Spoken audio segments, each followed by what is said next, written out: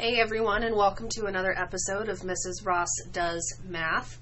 Today our lesson is for Math 8, and this is Lesson 15, our topic, Estimating Square Roots. Today I'm going to begin by going over our notes, doing some examples, and then we will tie into our worksheet at the end. As always, if you have any questions, please leave me a comment, send me a message, and I will get back to you as quickly as possible.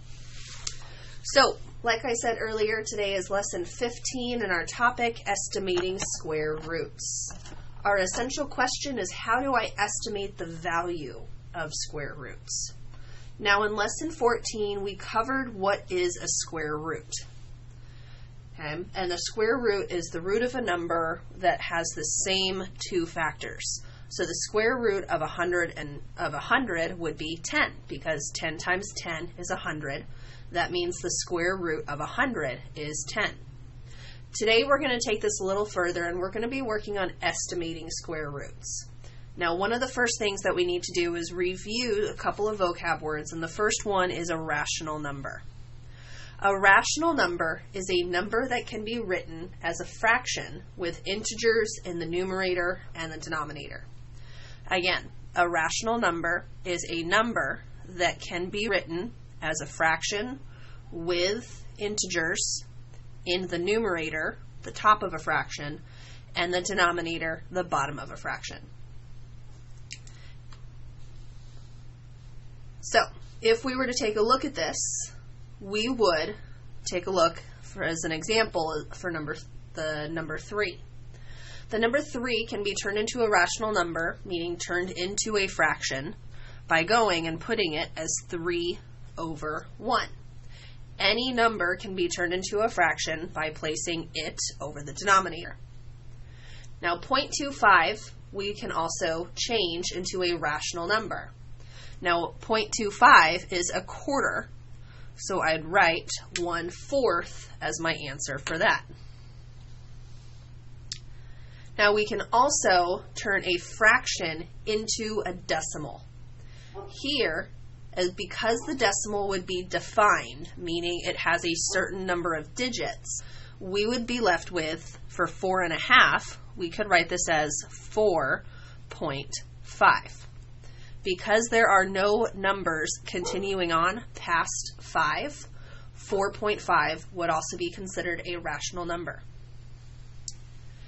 Now, just as though there are rational numbers, there are also irrational numbers, or irrational numbers. An irrational number is a number that cannot be expressed, and again, cannot be expressed as a fraction with integers in the denominator and the numerator. Now, the reason for that is because irrational numbers continue on forever. There's no definitive or finite number of digits that it has. These are numbers that do not end. Pi is an irrational number. Pi, our symbol here, is 3.1415 ... It continues on. Because of that, it is an irrational number. Now, for our assignment today, we're taking a look at estimating square roots. So one of the first things that we're going to take a look at is, how do we estimate them? We are going to begin by determining what two perfect squares the number falls between. Now again, those perfect squares are the numbers that multiply together to give us a larger number. So 5 is the perfect square of 25. 6 is the perfect square of 36. So we are going to write those down, because 27 is in between 25 and 26. So I'm going to write 36. Now, if I was to square root each one of these numbers, I'd get 5 and I'd get 6. Now, 27 falls closer to the number 25 than it does the number 36. So we are going to find the integer that is the square root of the perfect squares. That's this here. 5 and 6 are the square roots of our perfect squares. So we're going to be using either 5 or 6 to tell us what the estimated square root of 27 is.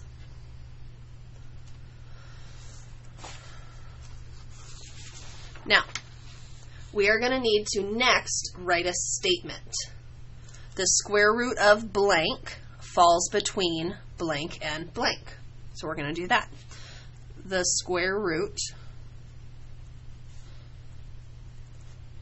of 27 falls between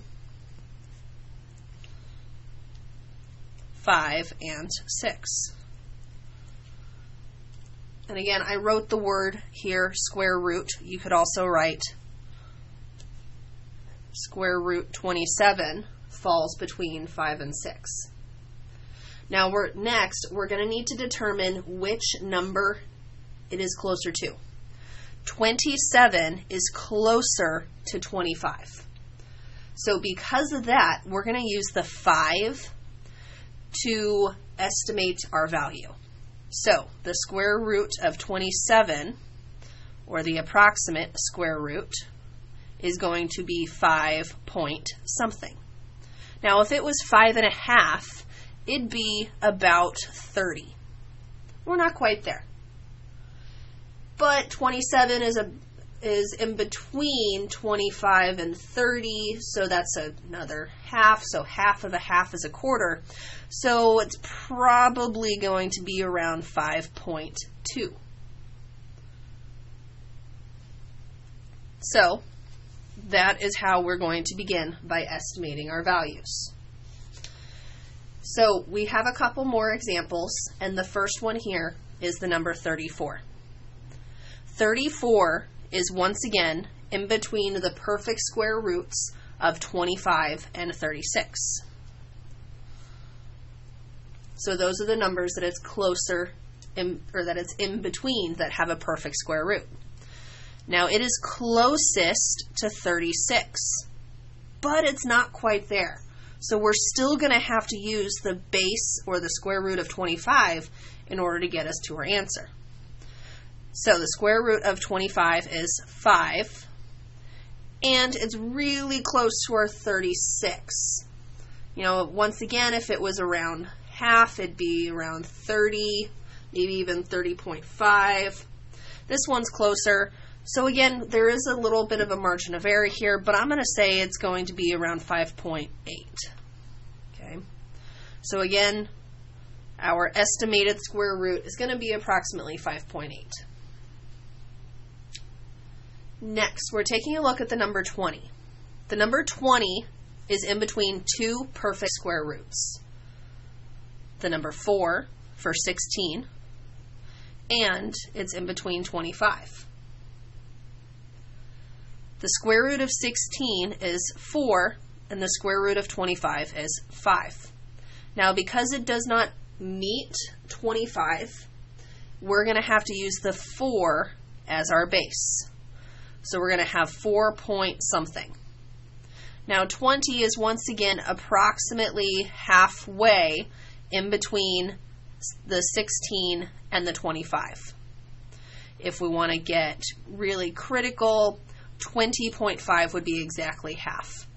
So here, because we really are only going to be focusing on having one number behind our decimal, let's stick with rounding up a little bit. So I'm going to say it's approximately 4.5. Okay. Now, 4.5 would be our approximate square root of 20. Now, in our assignment today, you are going to need access to a calculator. So please make sure that you have one that has the ability to find square roots. If you do not, please send me a message and I will find a way to get one to you.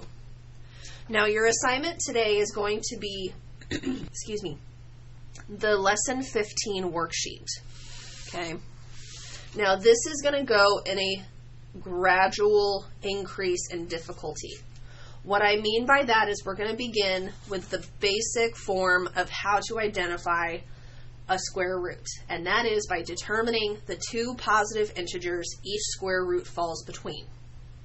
So if we take a look at the square root of 28, that falls in between 25 and 36. So that's what I'm going to write. I'm going to write 25 and 36. The number 3 falls in between 1 and 4 because the square root of 1 is 1 and the square root of 4 is 2. So I'm going to write 1 and 2. And I'm going to continue that through this. Now, if you have access to your planners, I believe on page 4 there was a times table. I highly recommend using that times table for this particular assignment. So, here we go. We're going to move into the next section. So the next piece to this was approximating each square root to the nearest tenth. The tenth means that there is one digit behind the decimal.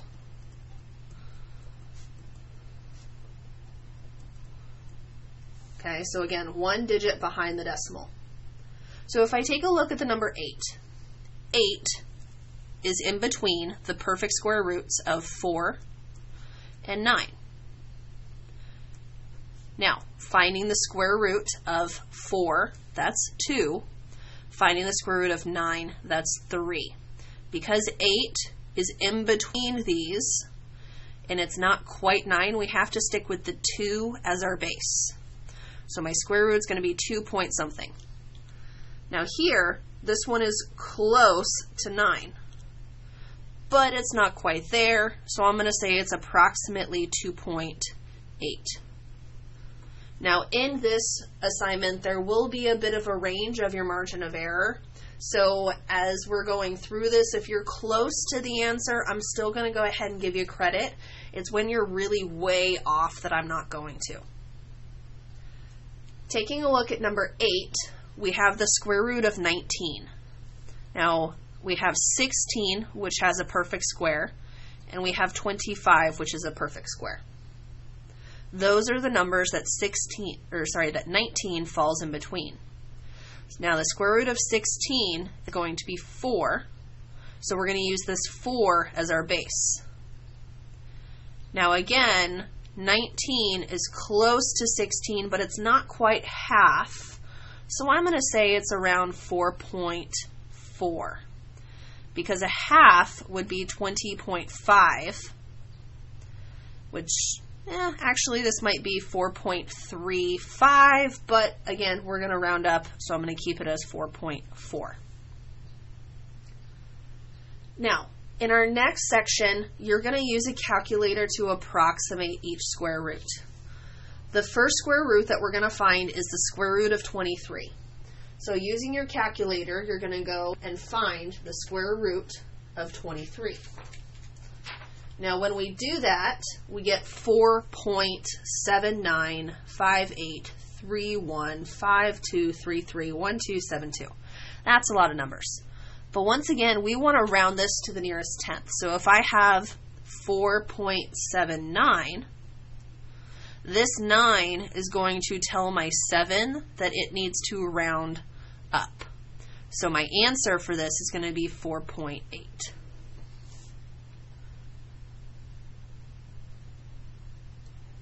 Next, we've got the number 85.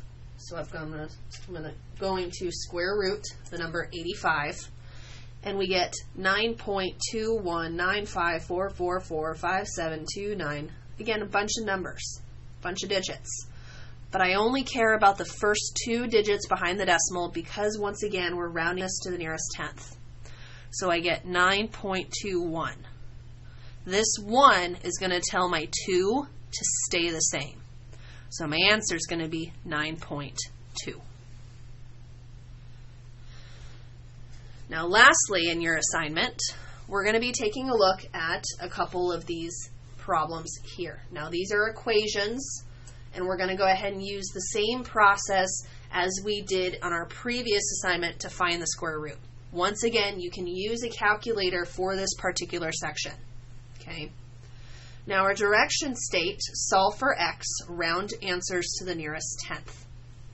So when I have x squared plus 9 equals 28, I'm going to begin by minusing the 9 from both sides. That's going to give me x squared equals 19. I'm not done. I'm solving for x, not x squared. So I'm going to square root both numbers. And the square root of 19 is 4.35. Now again, I'm rounding to the nearest tenth. So I'm going to take this 5, and that's going to bump up the 3. So my final answer is x equals 4.4.